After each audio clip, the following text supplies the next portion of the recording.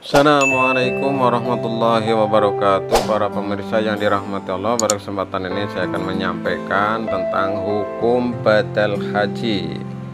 Ya, dari link Fatwa Tarjih. Anda bertanya, Tarjih menjawab tentang hukum badal haji atau pengganti haji. Pertanyaan: pengasuh rubrik tanya jawab yang terhormat, izinkan saya menyampaikan pertanyaan masalah badal haji. Pertanyaannya adalah: 1. Bagaimana hukum badal haji tersebut? 2. Siapakah yang berhak menjadi batal haji bagi seseorang? Demikian pertanyaan saya. Atas jawabannya saya ucapkan terima kasih. Pertanyaan dari Sukamto, ya, Perumnas Banyumanik, Semarang. Sekarang saya akan membacakan jawabannya. Untuk menjawab pertanyaan saudara perlu kami sampaikan sebagai berikut. 1. Apa yang saudara tanyakan sebenarnya jawabannya bisa dibaca pada buku Tuntunan Manasik Haji menurut Putusan Tarjih Muhammadiyah yang disusun oleh Majelis Tarjih dan Tajdid PP Muhammadiyah yang diterbitkan oleh pimpinan Pusat Aisyah bekerjasama dengan Majelis Tarjih dan Tajdid PP Muhammadiyah tahun 2007 halaman 170 sampai 181. Oleh karena itu kami akan meringkas jawabannya. 2. Badal haji adalah ibadah yang dilaksanakan oleh seseorang atas nama orang lain yang telah memiliki kewajiban untuk menunaikan ibadah haji. Namun orang tersebut berhalangan sehingga tidak dapat melaksanakan sendiri, maka pelaksanaan ibadah haji itu diserahkan kepada orang lain. 3. Badal haji menjadi masalah mengingat ada beberapa ayat Al-Quran yang menjelaskan bahwa seseorang hanya akan mendapat pahala dari hasil usahanya sendiri. Hal ini ditegaskan dalam Al-Quran beberapa surat antara lain. Ya, yang pertama, ala taziru waziratu wizra ukhra wa an laisa lil insani illa ma sa'a. Artinya, yaitu bahwasanya seseorang yang berdosa tidak akan memikul dosa orang lain, dan bahwasanya seseorang manusia tidak memperoleh selain apa yang telah diusahakan. Al-Quran surat An-Najm surat yang ke-53 ayat 38 sampai dengan 39. Juga dalam surat Yasin ayat 54, a'udzubillahi minasyaitonirrajim, fal yauma la tudlamu nafsan syai'an wa la tujzauna illa ma kuntum ta'malun. Maka pada hari itu seseorang tidak akan dirugikan sedikit pun, dan kamu tidak dibalas kecuali dengan apa yang telah kamu kerjakan. Para pemirsa, kemudian ada juga hadis yang menerangkan bahwa seseorang anak dapat melaksanakan ibadah haji untuk orang tuanya atau seseorang dapat melaksanakan haji untuk saudaranya.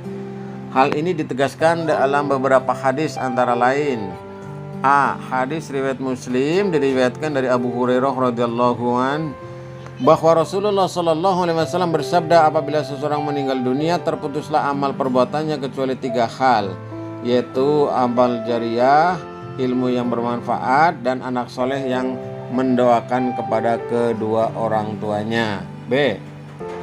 Diriwayatkan dari Ibnu Abbas radhiyallahu an, ia berkata bahwa seorang laki-laki mendatangi Nabi sallallahu alaihi wasallam dan dia berkata, saudara perempuan saya bernazar untuk berhaji lalu dia meninggal dunia.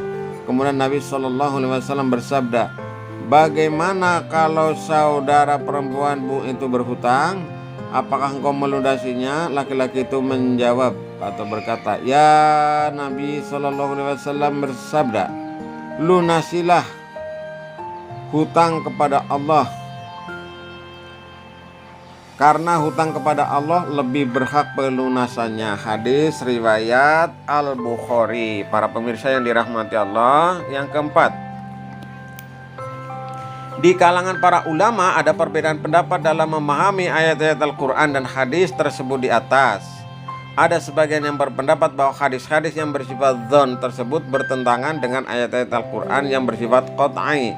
Oleh karena itu, hadis-hadis tersebut tidak dapat diamalkan atau ghair ma'mul bih. Menurut pendapat ini, badal haji tidak boleh dilakukan. Adapun sebagian lagi berpendapat bahwa hadis ahad atau hadis mutawatir dapat mentaksis atau mengkhususkan atau pengecualian ayat-ayat Al-Quran. Menurut pendapat ini, anak atau orang lain dapat melaksanakan haji atas nama orang tua atau orang lain. Para pemirsa yang dirahmati Allah, yang kelima, Majelis Tarjih dan Tajdid Muhammadiyah berpendapat bahwa hadis ahad dapat mentaksis ayat Al-Quran, yaitu sebagai bayan atau penjelas.